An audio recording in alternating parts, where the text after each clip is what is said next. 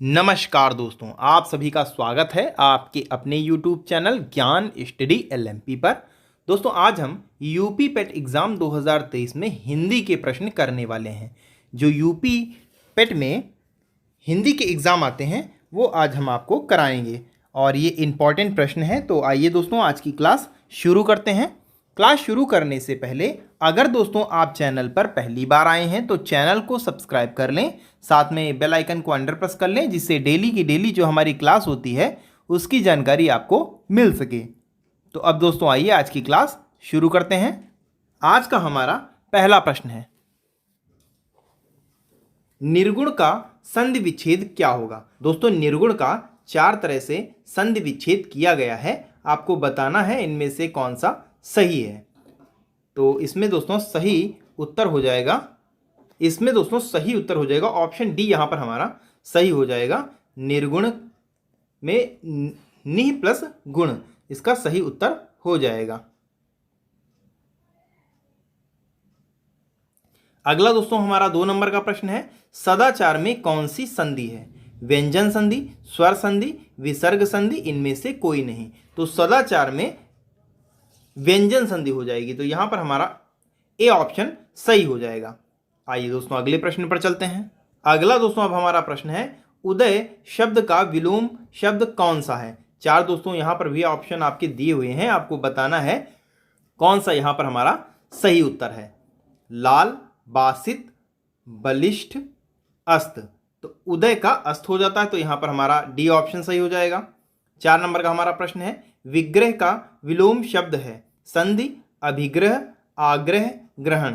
तो विग्रह का होता है दोस्तों अलग करना और संधि का होता है जोड़ना, तो ए ऑप्शन यहां पर हमारा सही हो जाएगा। 4 नंबर के प्रश्न का ए ऑप्शन हमारा सही हो जाता है। आइए दोस्तों अगले प्रश्न पर चलते हैं। अगला दोस्तों अब हमारा प्रश्न है, 5 नंबर का प्रश्न है, मनोज निम्नलिखित में से किसका पर्यायवाची है। कृष्ण, कुबेर, कामदेव, ब्रह्मा। तो मनोज इनमें से हो जाएगा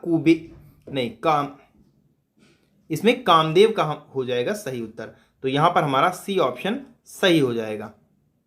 अगला दोस्तों 6 नंबर का हमारा प्रश्न है, निम्नलिखित में से एक शब्द मछली का पर्यायवाची नहीं है।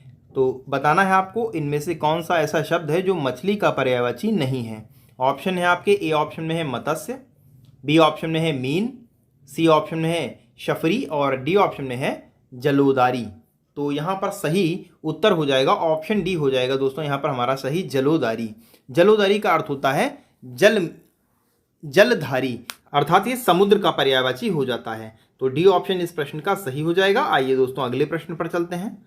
अगला दोस्तों हमारा 7 नंबर का प्रश्न है, जिसका कोई शत्रु पैदा ही नहीं हुआ हो, वाक्य के लिए उचित विकल्प का चयन करें। बताना है आपको इनमें से कौन सा हो जाएगा जिसका कोई शत्रु पैदा ही नहीं हुआ हो। क्या कहेंगे उसे, अजानुबाहु, अजात शत्रु, अज्ञात शत्रु, अजात पूर्व। तो जिसका कोई शत्रु पैदा ही नहीं हुआ हो उसके कहते हैं अजात शत्रु, उसको अजात शत्रु कहते हैं। तो बी ऑप्शन यहाँ पर हमारा सही हो जाता है। अगला दोस्तों प्रश्न है 8 नंबर का हमारा प्रश्न है, जो कानून के अनुकूल न हो। अवैध, जघन्य, अवश्य, आवेग। तो जो कानून के अनुकूल ना हो उसे अवैध कहते हैं, तो यहाँ पर हमारा ए ऑप्शन सही हो जाएगा। ए ऑप्शन इस प्रश्न का सही हो जाता है। आइए दोस्तों अगले प्रश्न पर चलते हैं। अगला दोस्तों अब 9 नंबर का हमारा प्रश्न है, दही में कौन सा लिंग है। स्त्रीलिंग, पुल्लिंग, नपुंसक लिंग, उभयलिंग। तो इसमें हो जाएगा, तो इसमें दोस्तों पुल्लिंग यानी बी ऑप्शन हमारा यहाँ पर सही हो जाएगा, बी ऑप्शन सही हो जाता है। अगला दोस्तों प्रश्न है, देवर का स्त्रीलिंग होगा, क्या होगा। देवरी, देवरीन, देवराइन, देवरानी।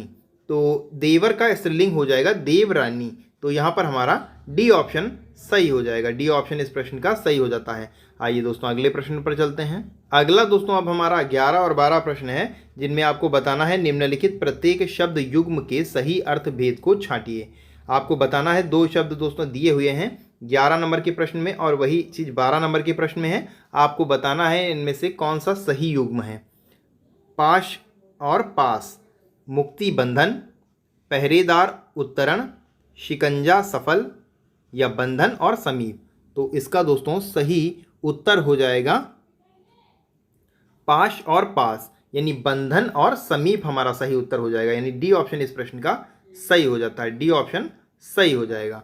पहले पास का अर्थ होता है बंधन और ये जो दूसरा पास लिखा हुआ है इसका अर्थ होता है समीप या नज़दीक, तो डी ऑप्शन हमारा सही हो जाएगा। 12 नंबर का दोस्तों हमारा प्रश्न है प्रवाह और परवाह में आपको बताना है बताना है इसका सही अर्थ क्या होता है। ए ऑप्शन में दिया हुआ है रास्ता निर्वाह, और बी ऑप्शन में दिया हुआ है फिक्र बहाव, सी ऑप्शन में दिया हुआ है बहाव फिक्र, और डी ऑप्शन में है इनमें से कोई नहीं।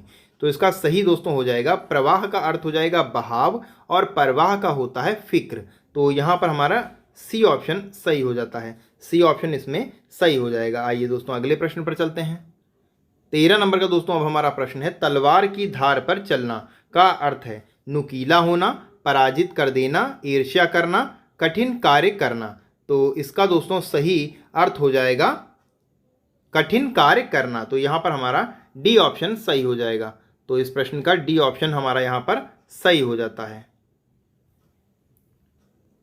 14 नंबर का हमारा प्रश्न है पापड़ बेलने का अर्थ है पापड़ बनाना, मुसीबत उठाना, खाना बनाना, पतली रोटी बनाना। तो पापड़ बेलने का यहाँ पर सही अर्थ हो जाएगा मुसीबत उठाना। तो यहाँ पर हमारा बी ऑप्शन सही हो जाता है। तो बी ऑप्शन इस प्रश्न का सही हो जाता है। आइए दोस्तों अगले प्रश्न पर चलते हैं। अगला दोस्तों 15 नंबर का अब दोस्तों हमारा प्रश्न है शुद्ध वर्तनी का चयन करें। इसमें आपको बताना है इनमें से कौन सी सही वर्तनी लिखी हुई है। पहले ऑप्शन में लिखा हुआ है श्रृंगार, दूसरे ऑप्शन में लिखा हुआ है यानी बी ऑप्शन में लिखा हुआ है सिंगर, सी ऑप्शन में लिखा हुआ है शिकार, और डी ऑप्शन में ये श्रृंगार ही लिखा हुआ है लेकिन थोड़ा अलग है। तो सही दोस्तों इसमें ऑप्शन हो जाएगा ऑप्शन ए, यहाँ पर हमारा सही हो जाएगा। ऑप्शन ए इस प्रश्न का सही हो जाता है। अगला दोस्तों प्रश्न है हमारा 16 नंबर का प्रश्न है अभिव्यक्ति की शुद्धता के लिए आवश्यक है शब्दों की शुद्धि, वर्णों की शुद्धि, भाषा की शुद्धि और यह सभी। तो इसका दोस्तों सही उत्तर हो जाएगा अभिव्यक्ति की शुद्धता के लिए आवश्यक होता है भाषा की शुद्धि। तो यहाँ पर हमारा सी ऑप्शन सही हो जाएगा। तो सी ऑप्शन इस प्रश्न का सही हो जाता है। आइए दोस्तों अगले प्रश्न पर चलते हैं।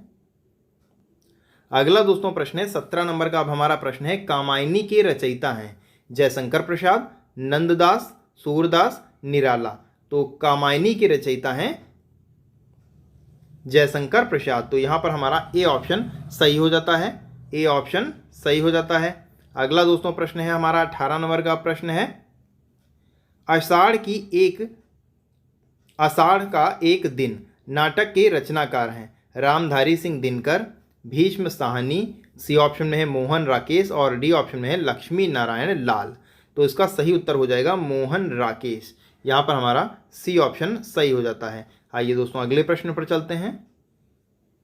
अगला दोस्तों हमारा प्रश्न है रामचरितमानस में कुल कितने खंड हैं। तो रामचरित ऑप्शन है आपके 6, 9, 7, 8, 6, 9, 7, 8। तो रामचरितमानस में 7 खंड है। तो यहाँ पर सी ऑप्शन हमारा सही हो जाता है। यहाँ पर हमारा सी ऑप्शन सही हो जाता है। 20 नंबर का दोस्तों हमारा प्रश्न है और आज का हमारा अंतिम प्रश्न है साकेत के रचयिता हैं सूर्यकांत त्रिपाठी निराला, द्वारका प्रसाद मिश्रा, अयोध्या सिंह उपाध्याय और डी ऑप्शन में मैथिली शरण गुप्त। तो साकेत के रचयिता हैं, यहाँ पर हमारा सही उत्तर है ऑप्शन डी मैथिली शरण गुप्त, और मैथिली शरण को राष्ट्र कवि भी कहा जाता है। तो यहाँ पर डी ऑप्शन इस प्रश्न का हमारे सही हो जाता है। तो ये रहे दोस्तों आज के हमारे टॉप 20 क्वेश्चन। कैसे लगे आज के प्रश्न आपको कमेंट करके बताना है, और आपको इनमें से कितने प्रश्न पहले से आते थे ये भी आपको कमेंट करके बताना है। तो अगर दोस्तों आपको आज की क्लास पसंद आई हो तो वीडियो को लाइक करें और ज़्यादा से ज़्यादा शेयर करें। और दोस्तों अगर अभी तक आपने चैनल को सब्सक्राइब ना किया हो तो चैनल को सब्सक्राइब कर लें। तो इसी के साथ दोस्तों मिलते हैं फिर अगली क्लास में। तब तक के लिए नमस्कार, जय हिंद, जय भारत।